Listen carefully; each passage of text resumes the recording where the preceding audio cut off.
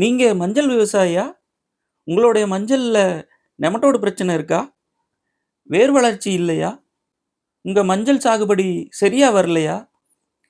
ஆர்கானிக்ல பண்ணலாமா? கெமிக்கல்ல பண்ணலாமான்னு குழப்பமா இருக்கா?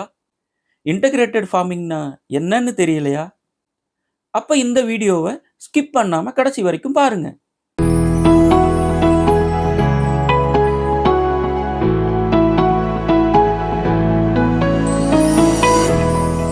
பிபிஆர் அக்ரிவேர்ல்ட் நண்பர்களுக்கு வணக்கம். இன்றைக்கி நம்ம குண்டல்பேட்டு தாலுக்கா சோமலி கிராமத்தில் இருக்கோம். இந்த ஃபார்மர் வந்து நம்மகிட்ட மஞ்சளுக்கு நம்மளோட உரங்கள் எல்லாம் பயன்படுத்தி இருந்தார். அதனோட ரிசல்ட் தான் நம்ம இப்போ பின்னாடி இருக்கிற மஞ்சள் எல்லாமே பார்த்துட்ருக்கோம். இதில் வந்து ஃபஸ்ட்டு எப்படி இந்த ஃபார்மர் நம்மகிட்ட வந்தார் அப்படின்னா, இதில் வந்து நெமட்டோட்ஸ் இருந்தது, வேர்ப்புழு இருந்தது. அது வந்து கொஞ்சம் அந்த இது மாதிரி வாடல் மாதிரி வந்துட்டு இருந்தது. அதை வந்து ரெடி பண்ணி கொடுக்க சொல்லி நம்மகிட்ட வந்தவர். அதுக்கப்புறம் நம்ம அதுக்கான நெமட்டோடுக்கான ட்ரீட்மெண்ட் எல்லாமே கொடுத்துருந்தோம். நெமட்டோடுக்கு, வளர்ச்சிக்கு எல்லாத்துக்குமே கொடுத்துருந்தோம்.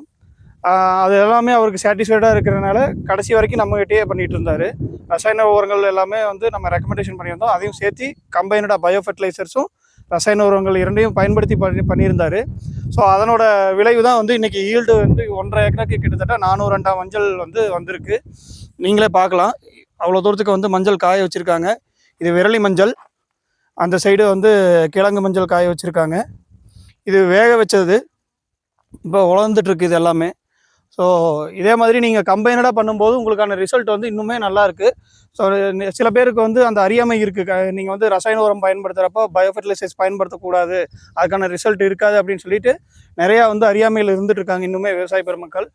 அந்த மாதிரி எதுவுமே கிடையாது. நீங்கள் ரசாயன உரம் பயன்படுத்தினாலுமே இயற்கை உரங்கள் பயன்படுத்தலாம், உயிர் உரங்கள் எல்லாமே பயன்படுத்தலாம். மெயின் வந்து ஃபங்கசைட்ஸ், அதாவது கெமிக்கலில் வந்து ஃபங்கசைட்ஸ் கொடுக்குறோம் இல்லையா, அந்தப்போ மட்டும்தான் நமக்கு ஒரு பிரேக் தேவை. ஏன்னா அந்த ஃபங்கசைட்ஸோட ரெசிடியூஸ் எல்லாமே வந்து டைலூட் ஆகி வரணும். அதுக்கப்புறம் தான் நீங்கள் வந்து பயோ ஃபெர்டிலைசர்ஸ் ஆட் பண்ண முடியும். நம்ம இந்த விவசாயிக்கு நெமட்டோடுக்காக கொடுத்த மெட்டீரியல் தாங்க ஐஆர்ஏ ரூட் கார்ட். இது ஒரு பயோ நெமட்டிசைடு.